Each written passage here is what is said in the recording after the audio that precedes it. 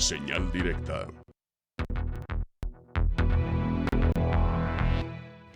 Siete de la mañana con 50 minutos, como todos los jueves. Nos da mucho gusto saludar al doctor Antonio Gómez Reina, quien ya está preparado con su comentario. Doctor, muy buenos días, lo escuchamos. Muy buenos días, Belén. Bueno, pues hoy vamos a recordar a Marian Adam Rejewski. Nació el 16 de agosto de 1905 en Wiederakow, Imperio Alemán, y murió el 13 de febrero de 1980 en Varsovia, Polonia. Rejewski estudió matemáticas en la Universidad Adam Mickiewicz de Poznań. Cuando estudiaba, asistió al cuerpo secreto de criptología dirigido por la Oficina del Cifrado de Estado Mayor del Imperio. Para 1932 se incorporó en tiempo completo en dicha oficina, en donde se le asignó el trabajo en el problema para poder descifrar la máquina Enigma. Esta máquina Enigma fue inventada por un neerlandés y fue presentada en 1918 y patentada por la empresa alemana Servius and Ritter, y se puso a la venta en 1923 para uso comercial. En 1926 la Armada alemana la adoptó para uso militar y al tiempo se extendió a las demás fuerzas armadas alemanas. Y su uso se incrementó durante la Segunda Guerra Mundial. Su facilidad de manejo y supuesta inviolabilidad fueron las principales razones para su amplio uso tanto en lo comercial como en lo militar. La máquina Enigma es un dispositivo electromecánico que combina partes mecánicas y eléctricas. Se opera con un teclado y cada tecla es un interruptor eléctrico, un engrane mecánico y un panel de luces con las letras del alfabeto la componen. La parte eléctrica consistía en una batería que se encendía una lámpara de una serie que tenía, y dicha lámpara encendida representaba una letra del alfabeto. La principal estructura de la máquina Enigma era mecánica, que consistía de varios rotores conectados entre sí.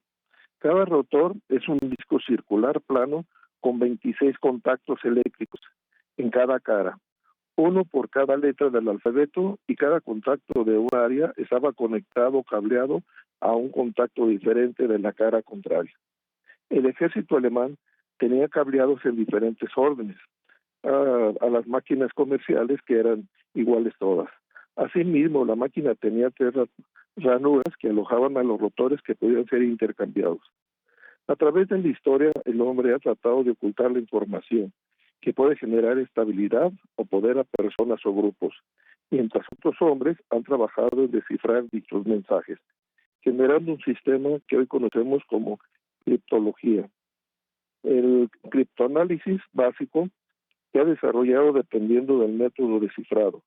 Durante la Primera Guerra Mundial se basaban en conseguir cantidades suficientes de textos cifrados con una clave particular y con un suficiente análisis estadístico que podría reconocer patrones y poder deducir la clave. En el sistema de análisis de frecuencia, las letras y los patrones de las letras son la pista.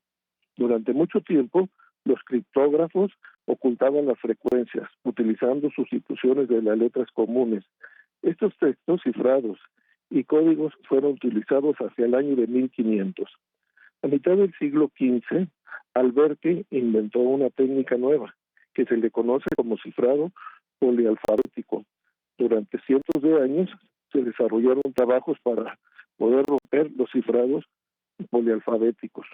Cuando se intercambiaban mensajes o claves largas y se combinaban varios alfabetos de sustitución, se presentan problemas con lo que se conoce como cuentas de ocurrencia o técnicas de frecuencia, y que el uso de los procesos estadísticos sean limitados para romper o descifrar dicho mensaje.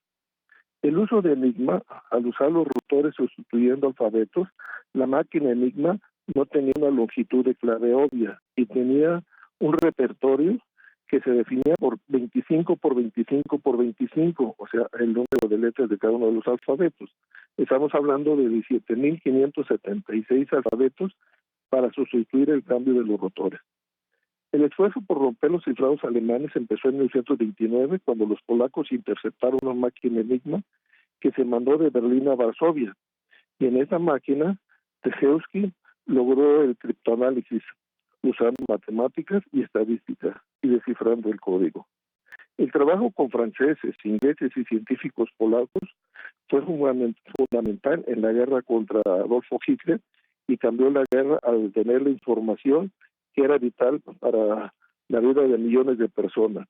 La información de cómo se había realizado el cifrado de Enigma no se dio a conocer al público hasta finales de la década de los 60, ya que después de la guerra Estados Unidos y los ingleses vendieron a varios países máquinas Enigma y dichos gobiernos pensaron que eran seguras para criptar su información.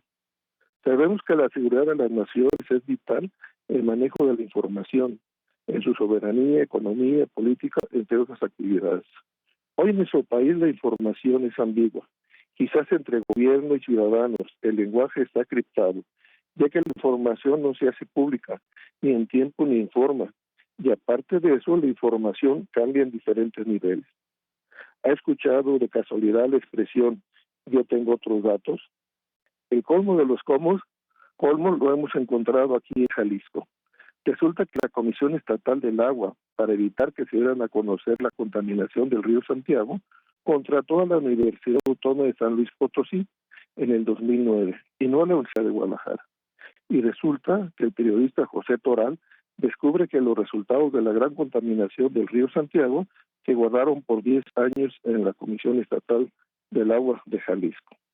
Y recordando a Marian Adam Dejewski, que logró el criptoanálisis de la máquina Enigma que utilizó el ejército alemán en la Segunda Guerra Mundial para codificar información clasificada durante la guerra, y que gracias a la decodificación del código se salvaron millones de vidas. Hoy la CEA guarda la información que ha afectado a miles de personas que viven próximo al río Santiago. ¿Pensará que esa información es de seguridad nacional? Ya que los estudios señalan altos niveles de plomo, cadmio, arsénico, mercurio y algunos contaminantes orgánicos. El estudio de Gabriela Domínguez confirmó la contaminación en un análisis de 320 niños, y la pregunta que nos hacemos, ¿será información clasificada o pondrá al país en riesgo de seguridad nacional? Y la pregunta final, ¿será un delito la omisión que tuvieron estas autoridades? Y hasta aquí mi información de este día. No, doctor, sin duda alguna, un planteamiento que nos deja por demás interesante, y sobre todo una vez que se conoció la clasificación de esta información, o el que se mantuvo oculto, digámoslo, durante 2 años. ¿Qué se va a hacer ahora que se conoce, rector? Doctor, ¿qué van a hacer las autoridades actuales con toda esta información? Pues yo creo que aquí hay una omisión de parte de las autoridades que estuvieron en ese tiempo, y eso es una punta del iceberg, o sea, de la problemática que existe de contaminación, y no nomás en el río Santiago, en muchas partes.